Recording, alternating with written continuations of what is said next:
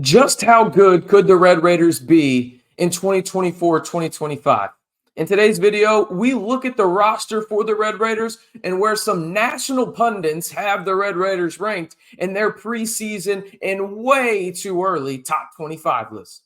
Hey, how's it going, everybody? It's RC Maxfield here for the Back to 12 podcast. If you haven't already, you know what to do. Like the video, hit that subscribe button, and turn on that notification bell to be instantly notified when there's new video here on the channel. And well, you get to join the largest and most interactive Texas Tech group on YouTube right here in the Back to 12 podcast channel. All right, let's jump into the roster real quick. And I know there's already been a couple of videos here on the channel talking about the roster, this, that, and the other. And full transparency, I am on vacation at the time that this video comes out, but I'm interested to talk about a couple of these national pundits' top 25 way too early preseason lists, because the Red Raiders are involved, but just where are they? So we got to take a look at the roster first, because let's face it, Grant McCasland and crew have done a phenomenal job. I mean, a phenomenal job in terms of there was a lot of roster turnover, but there was also some guys that you kept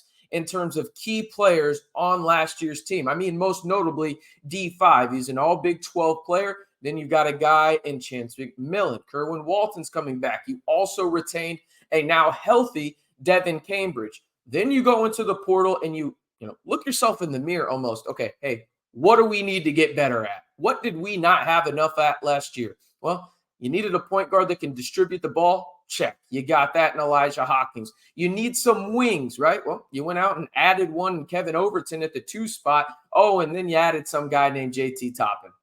Yeah, just him. What else did you need? You needed a guy that could be a defensive anchor down low for you at the 5 spot. Check. You got that in Federiko Federiko. What else could you need? Well, you need a couple of young guys, maybe one that can come in and make an instant impact. Check. You got that in 4-star point guard Christian Anderson. So you're in a really good spot here if you're the Red Raiders. So there's a lot to look at in a lot of ways, but I think it's interesting to look at some of these national pundits and where they have the Red Raiders ranked, because I know sometimes Tech fans feel like, oh, they don't get enough respect when it comes down to it. I think you're going to like where a couple of these guys have them, and one of them is, well, it feels like a mortal enemy of Texas Tech Twitter, and that's where we will start.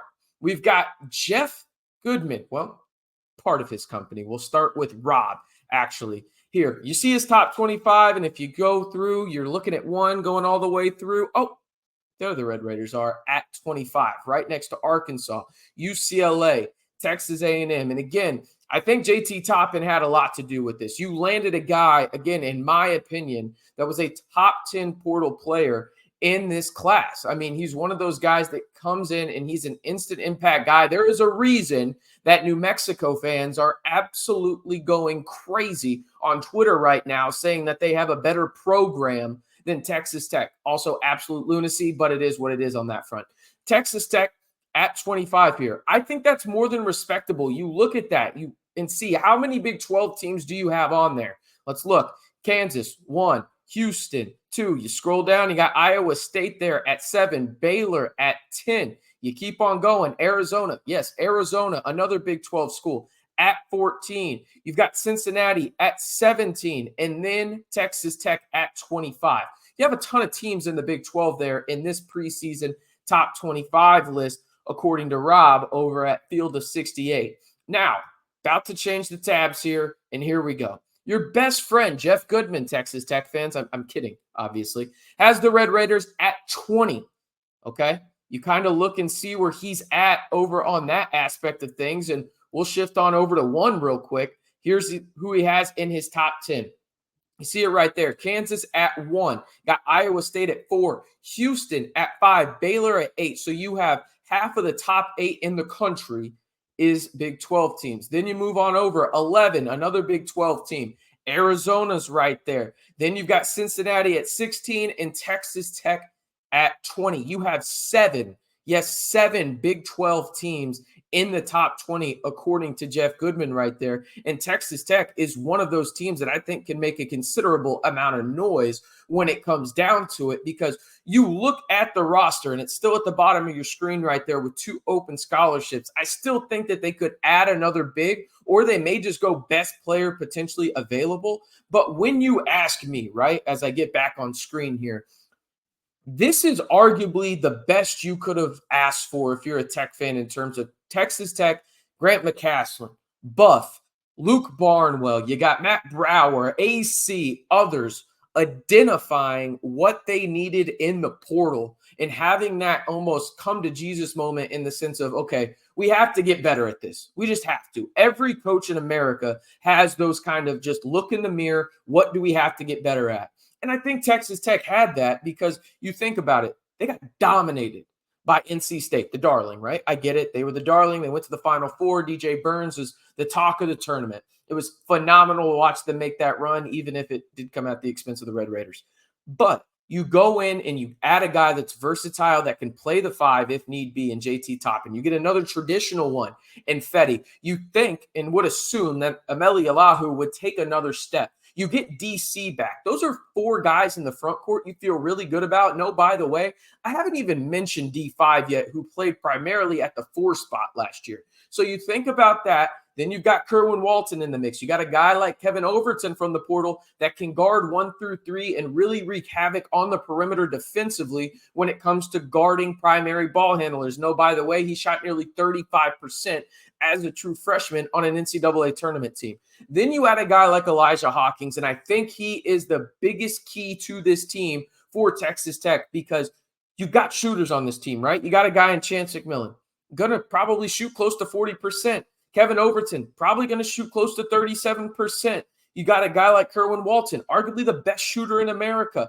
You also have D5. JT Toppin shot almost 35% as a true freshman, albeit on limited opportunities. You have a multitude of guys that are ready off the bounce and really just catch and shoot to make plays, right, in space. And you're going to have a ton of space because of the roster you put together and the fact that Grant McCasland loves the pick and roll.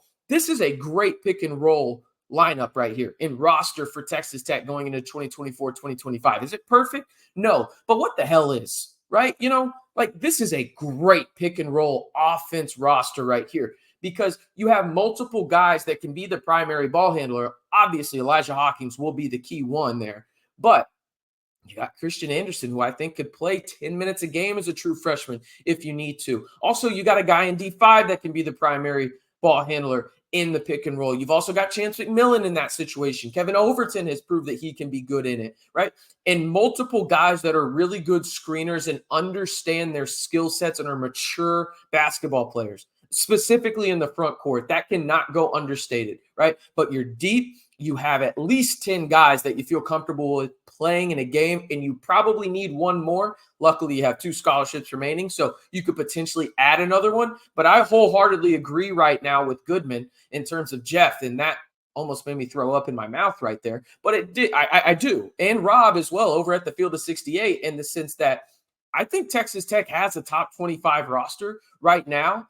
And it's only going to get better when you add another guy, maybe potentially 2, to this roster that could make an impact for Texas Tech in 2024, 2025. I don't have it at the bottom of the screen, but I want to hear from you guys. Right now, as it stands, where do you think Texas Tech should be ranked in terms of their roster? Top 20, top 15 in the country, top 25, top 30? Let me know down in the comments below. And if you haven't already, be sure to like the video, hit that subscribe button, and turn on that notification bell to stay in the know on all things Texas Tech men's basketball all year long, right here on the most interactive and most subscribed to Texas Tech YouTube channel and the Back to 12 podcast channel.